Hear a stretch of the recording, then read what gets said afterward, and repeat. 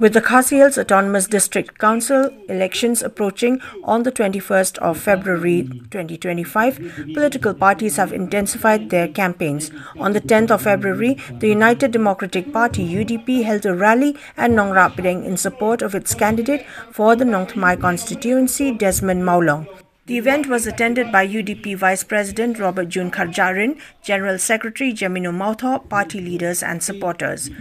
UDP General Secretary Jamino Mautho stated that the constituency has lacked strong representation since the passing of Latib Langkharkongor. Given UDP's past association with him, the party decided to field Mawlong as its candidate. Hatin keting klan no jeng bahe latip lang ni iba kani ke constituency ke long patli nei habang ipai segini ki party ke banya kun election menta ni ipai segini ki candidate ki banya kun ni kani ke election menta na kani ke constituency ke tongi na sukwa ban ong ni pi kani ko wei banya kun na kani ke BPP ngani tu ye pi itu ki baya hala mentan Waya kun na BPP udah member ke UDP nanti na lautan Rio. Ni perkat ya ke babahan bagi di benle na kementar dari kita benle betongi.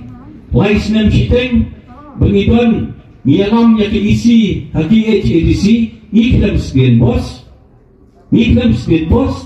Ngi lawan ra ikian di bakwan na kementar kumno penyadari dari kita benle betongi.